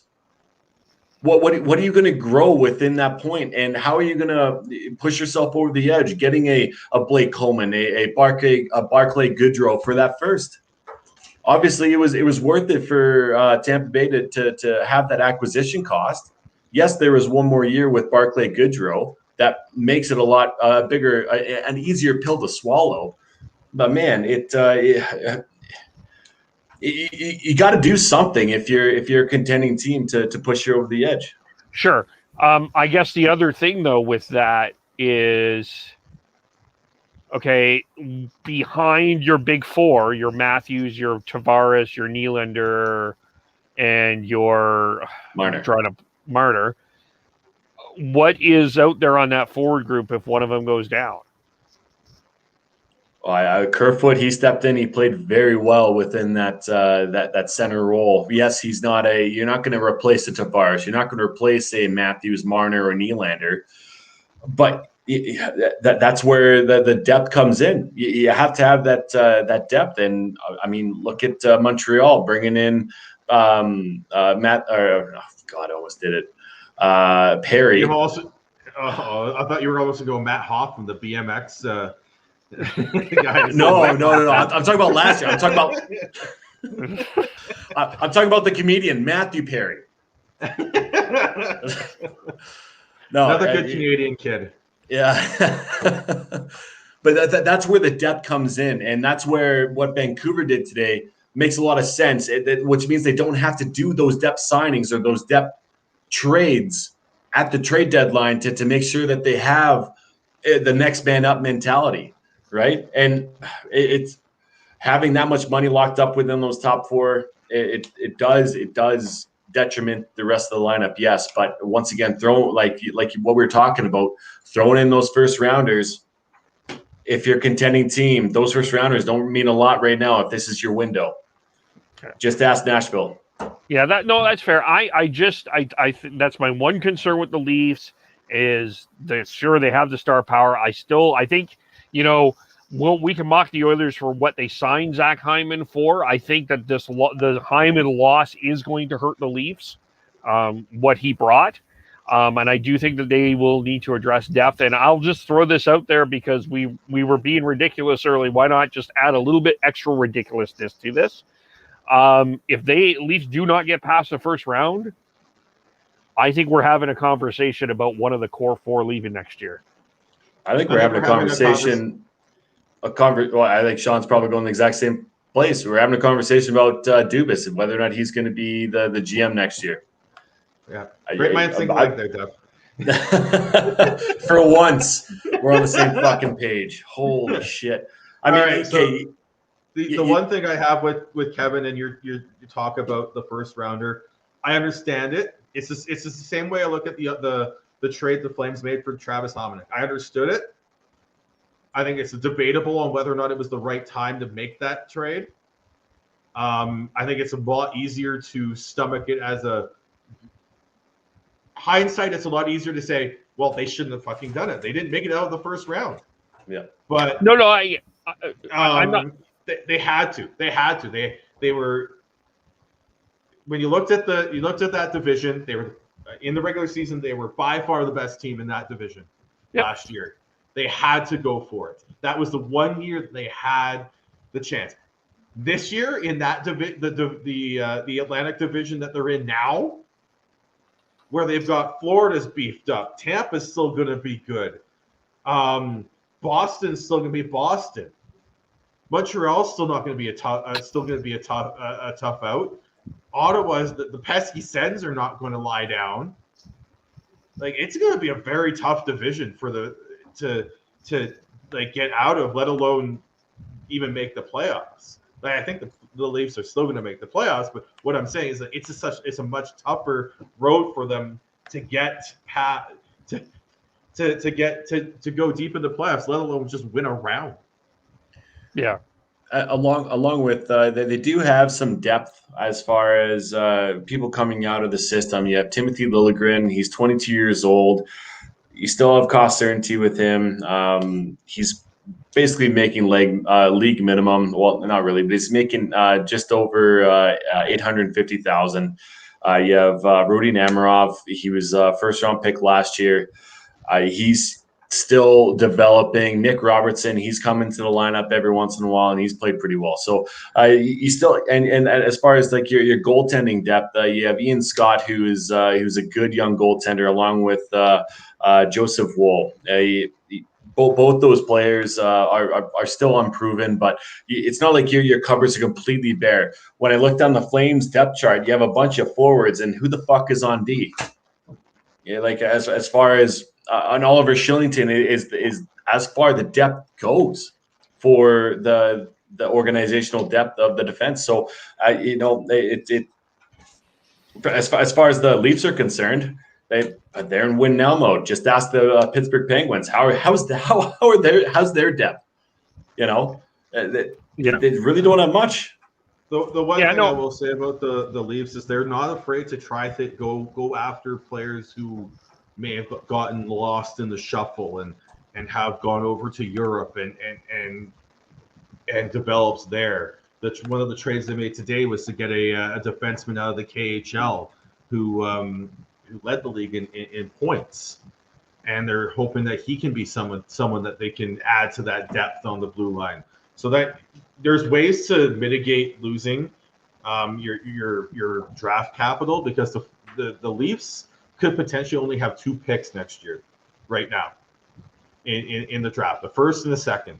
Everything else, the third, the fourth, the fifth, and the sixth are gone. The seventh is a conditional based off of the trade that I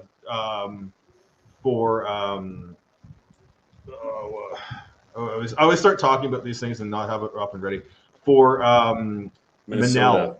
Yeah. So they're willing to try it. So like I said, I think it's hindsight. Maybe trading for Foligno wasn't the best option. Now that we know how they did, but at the time, I think it was the right move to make. No, I'm not. Yeah, I'm just concerned about where the cupboard is at this particular point. That's all. Yeah, that's where I was trying to go. A valid concern, though. Like, I mean, we've been talking about Rasmus Sandin and Timothy Lilligren for years. Young defenseman, though, Sandin is 21. Yeah, that's fair. Maybe I think that Rasmus Sandin has been in the league as long as you think Patrick Laine has been in this league. Totally. Lilligren actually is older than Sandin. He's a draft year before that. So if anything, you should be shitting on. The hell are you doing there, Timothy? Well, both those guys were drafted out of Sweden and were brought right over to the AHL, and that's why this seems like they've been around forever. Yeah. The one thing I will just quickly, I just want to touch on one quick thing with the Flames before we move on. If I'm a team, if there's a player I would offer sheet, it's Oliver Shellington, because there are reports he is. I'm surprised the Flames qualified him, because there are reports he wanted out.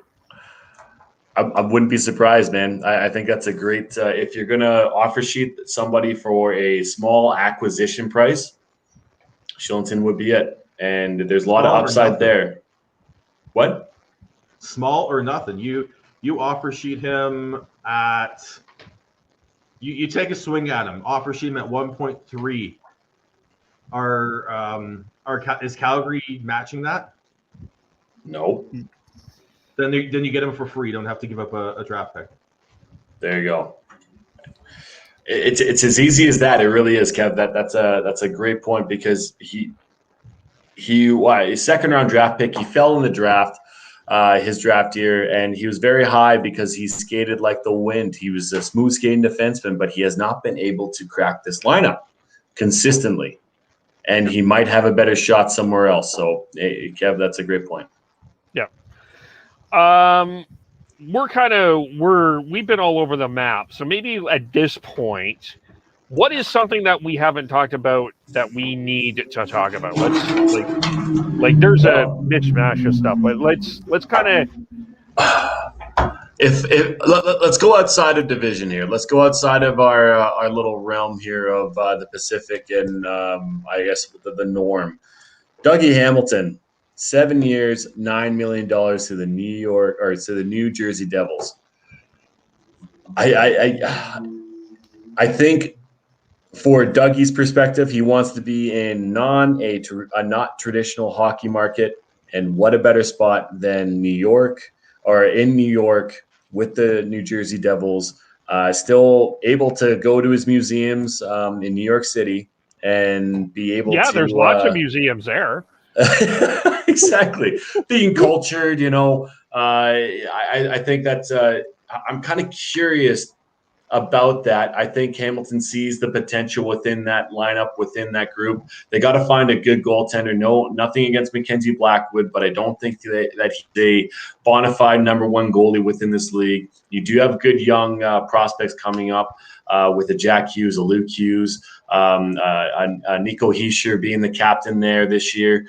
You do have a lot of good potential within that lineup, but I am a little bit raised eyebrows on why the New Jersey Devils, outside of his personal standpoint, as far as the hockey team goes, why New Jersey? I think they're an up-and-coming team that has Jack Hughes, Nico Hischier, they've Luke Hughes. As you said, that they've not only Ty Smith on the blue line as well. They're willing to go the max term and $9 million. And it's not a as you said, it's not a market that's going to be overly critical of him. So I think it checks all the boxes, and they're an up and coming team. I'm going to be curious what Dougie Hamilton is like without Jacob Slavin or Giordano. Yeah, that's a good point there, Kev. Yeah. One other spot, actually. Well, I'm going to go Allmark to Boston.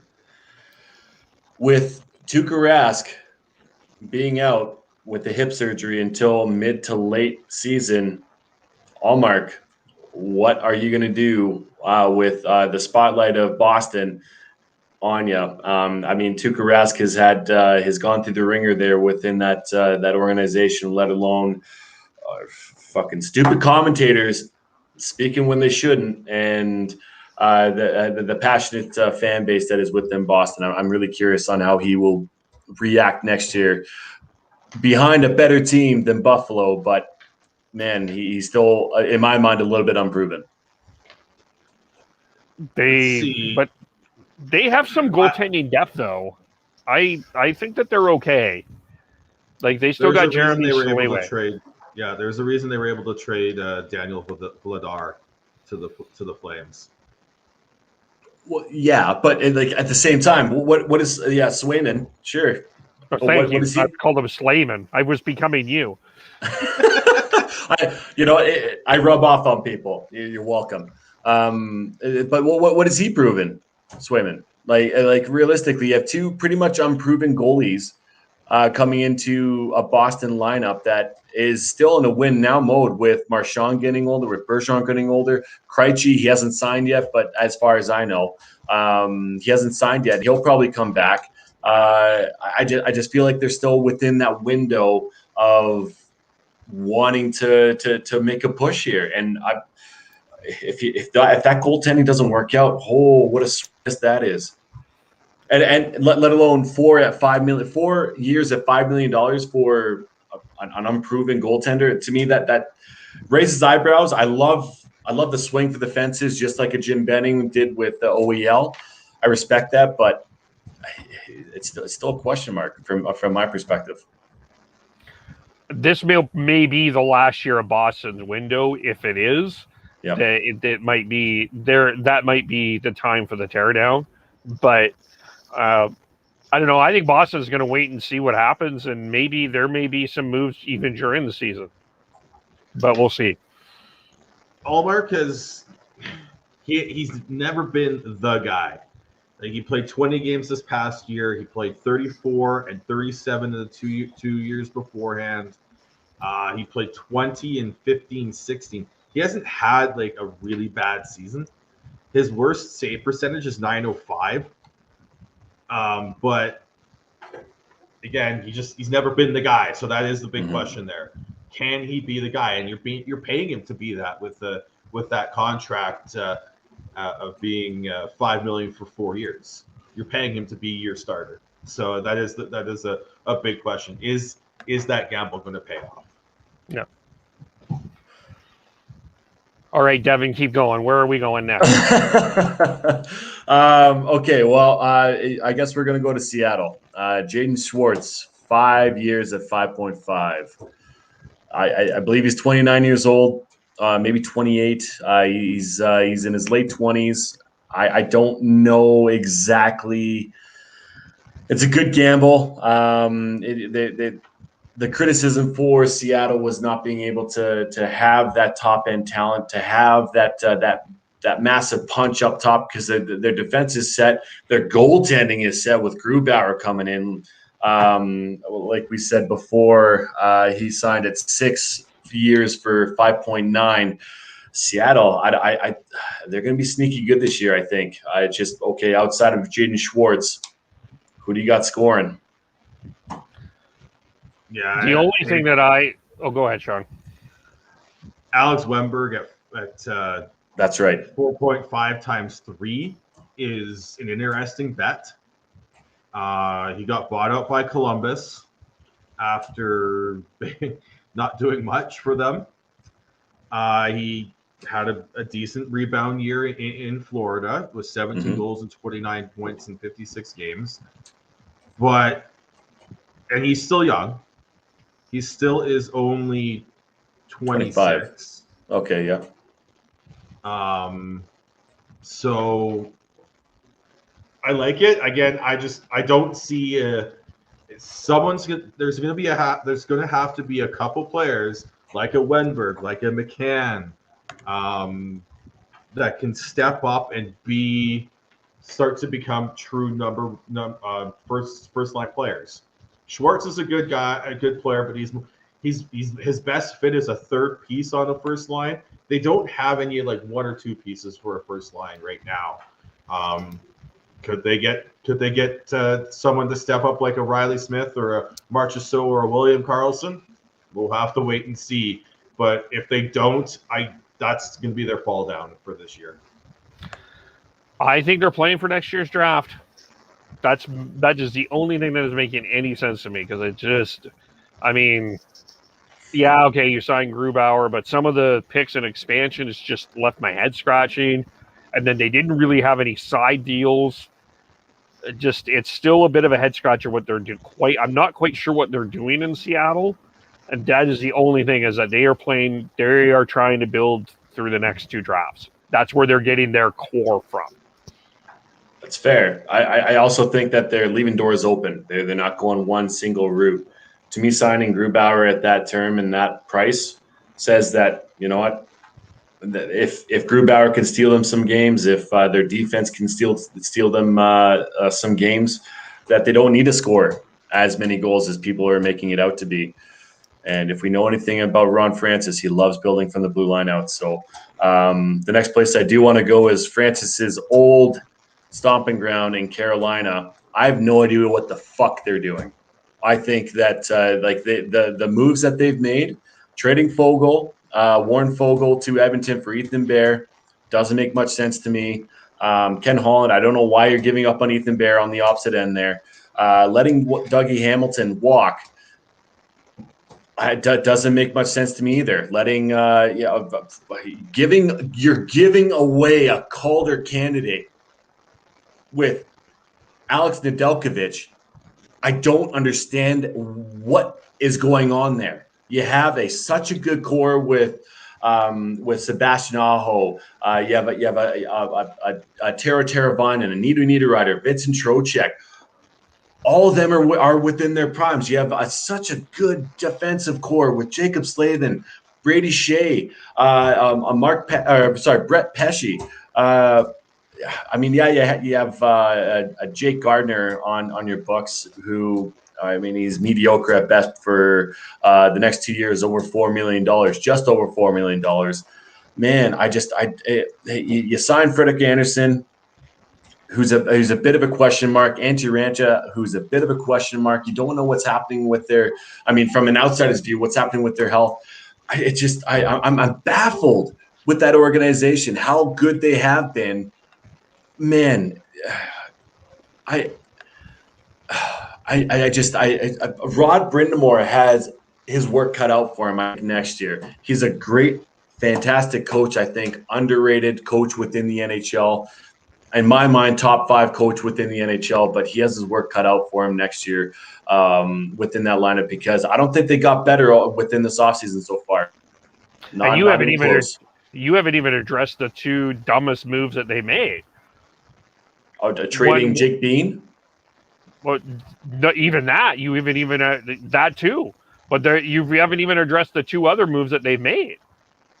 Which is? Tony DeAngelo. Yes. Can you imagine Tony DeAngelo and Ethan Bear on the same team? Man. And they're reportedly bringing in Jake Virtanen. I think that got scratched there, Kev. I don't think Okay, good. Yeah. Either way, what the fuck is happening there?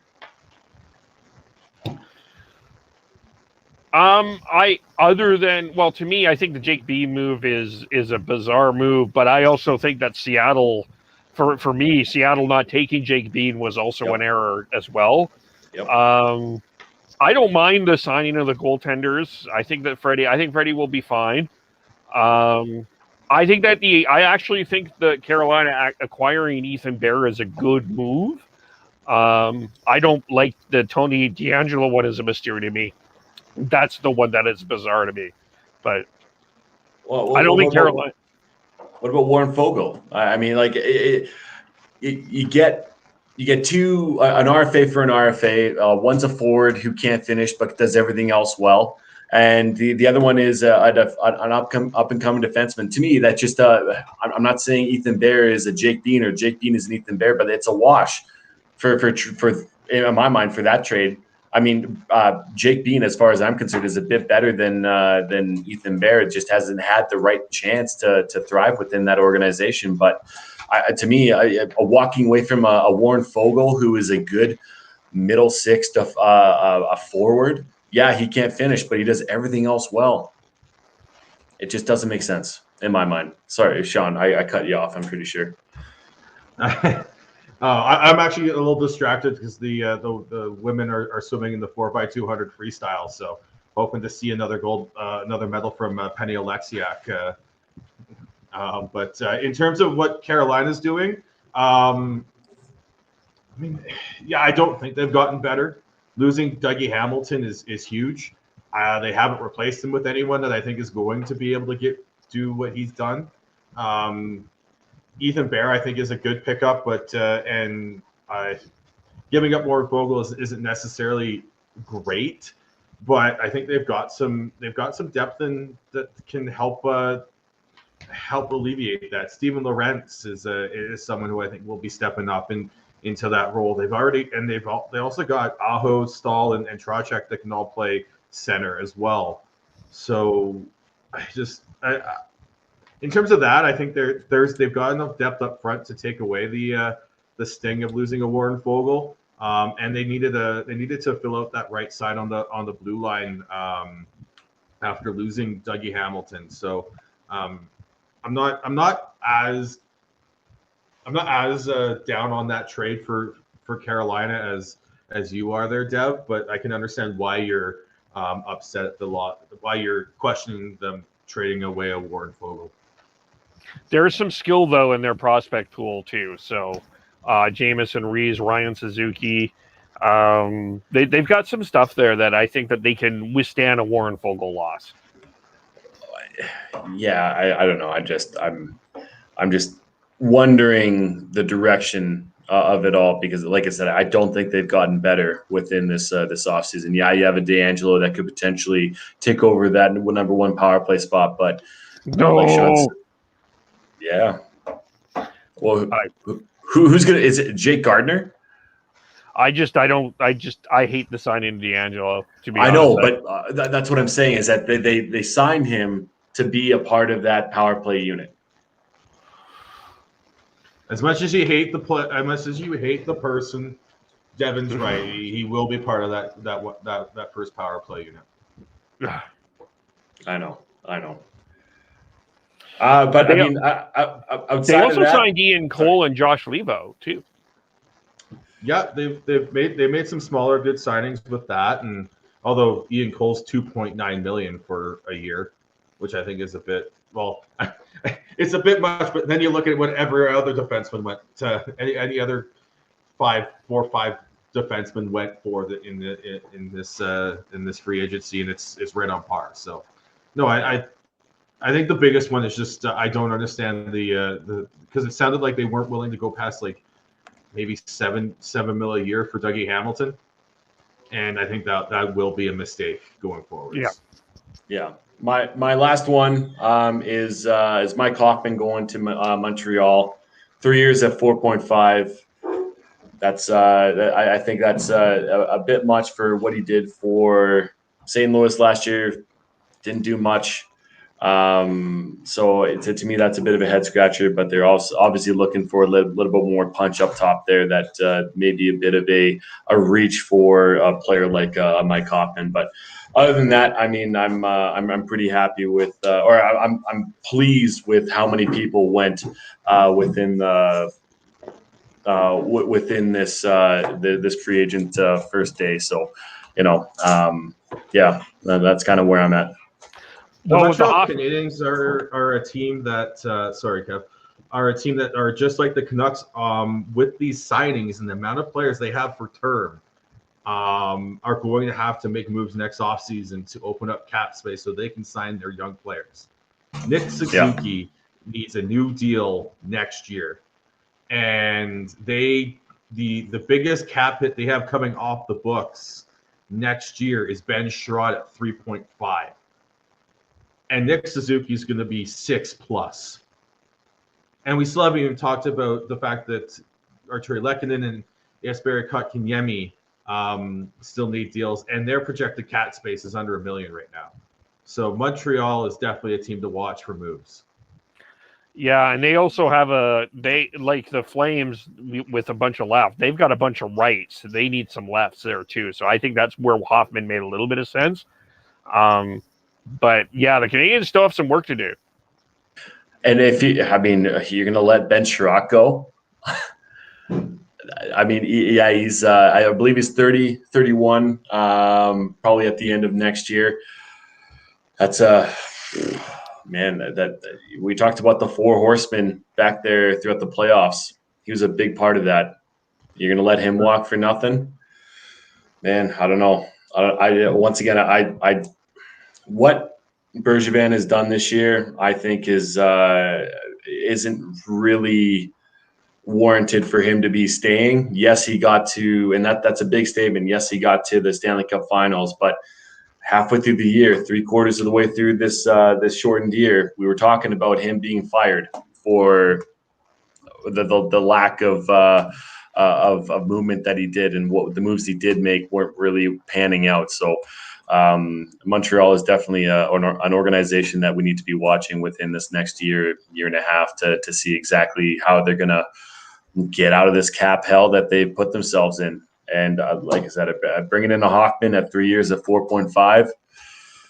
Yeah, he's a right shot sniper. He's great on the power play. Oh, sorry. He's great on the power play. What the fuck else does he do? Not much.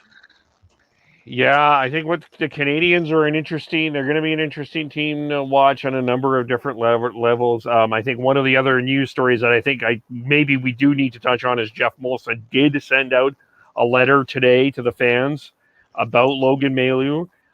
He said that Mailloux will not be participating in any rookie training camp or anything like that. He apologized for making the pick. They were trying to help Logan Mailloux, but he basically apologized for it, and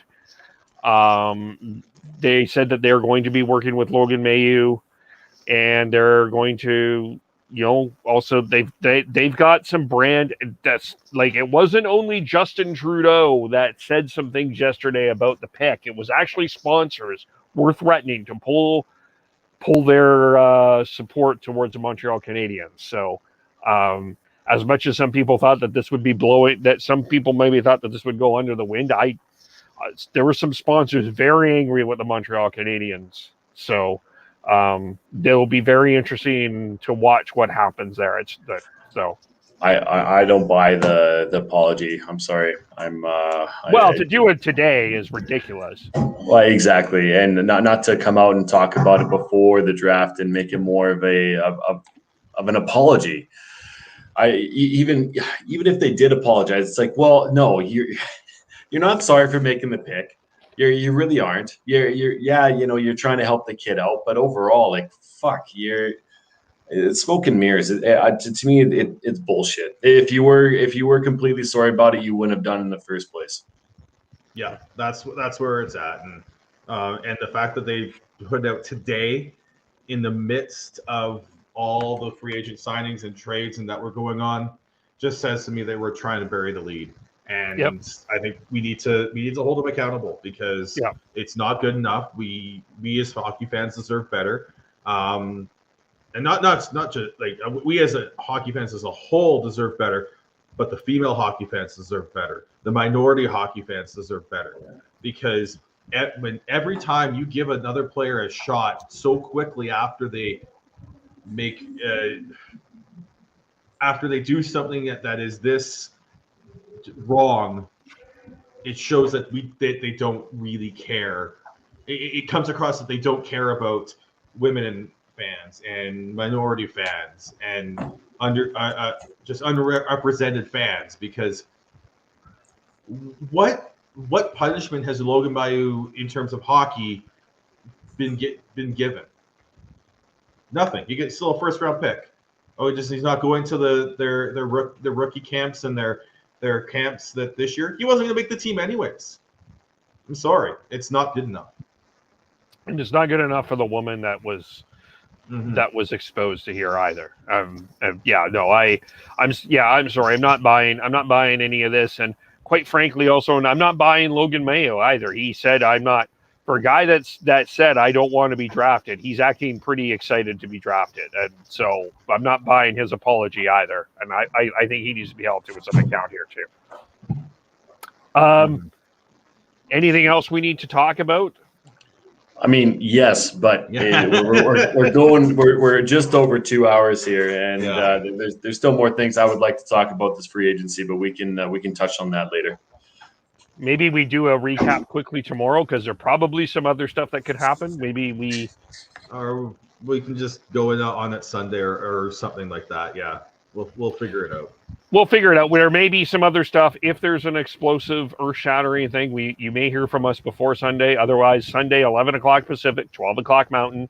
Yep. The 5 of us will be together again. How do we follow everyone? I am BeardyConnect03 on Twitter. I am GordHowe09 on Twitter.